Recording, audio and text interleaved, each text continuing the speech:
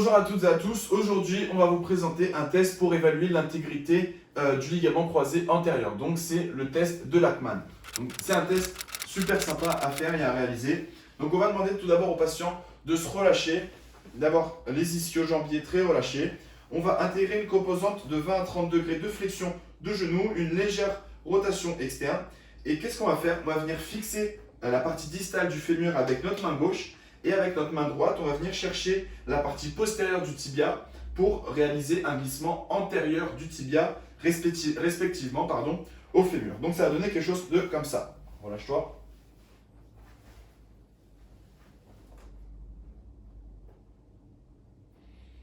Donc le test est considéré positif si le glissement antérieur du tibia est bien trop important comparant au côté contralatéral.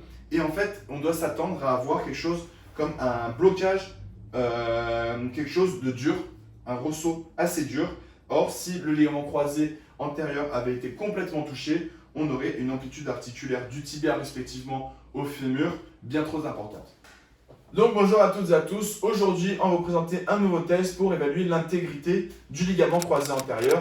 Ça s'appelle le test du tiroir antérieur tout simplement. Donc on va venir amener le patient en flexion de genou, comme ceci. On va venir écraser son pied comme ceci. On va amener nos deux mains comme ça au niveau de la face postérieure du tibia. Nos pouces à peu près au niveau du plateau tibial, comme ceci. Et on va venir tirer comme ça vers l'antérieur. Ça donne quelque chose comme ça. Le test est considéré comme positif s'il y a un glissement antérieur du tibia respectivement au fémur bien trop important vis-à-vis du côté contralatéral. Donc bonjour à toutes et à tous. Aujourd'hui on va présenter le dernier test pour évaluer l'intégrité du ligament croisé antérieur. Donc ça s'appelle le test de Lachman, mais en prono, donc c'est-à-dire la position dans laquelle se retrouve sa main. Donc ça va donner quelque chose comme ça. Donc on va intégrer une légère composante de flexion de genou, une semi-flexion comme on voulait l'appeler.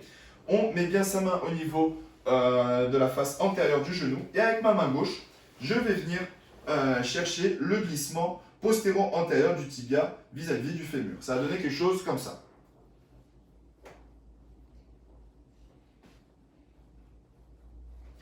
Donc normalement on devrait retrouver quelque chose, un ressaut assez dur, donc si le ligament croisé n'est pas touché. Néanmoins, si le ligament croisé est touché, donc ça voudrait dire que le test est positif. Ça voudrait dire qu'il y a une amplitude articulaire bien trop importante comparant au côté contralatéral ou aux valeurs initiales. Donc bonjour à toutes et à tous. Aujourd'hui on présente le dernier test pour évaluer l'affectation du ligament croisé antérieur. Donc ça s'appelle le pivot shift test.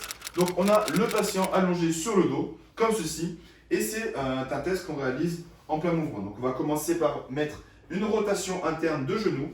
On va venir garder la jambe tendue et genre hop, juste comme ça, on va faire seulement une semi-flexion. On va poser notre main au niveau de la tête du péroné pour amener le genou en rotation interne et en valgus. Et en fait, ce qu'on va faire, c'est qu'on va amener gentiment en flexion de hanche et en flexion de genou, tout en introduisant une force en valgo et en gardant la rotation interne. Donc ça va donner quelque chose de comme ça.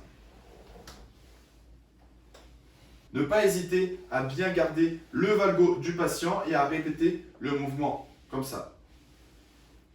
Donc on peut considérer que le test est positif si il y a un ressaut qui voudrait dire donc une affectation du ligament croisé antérieur ou une appréhension de la part de notre patient.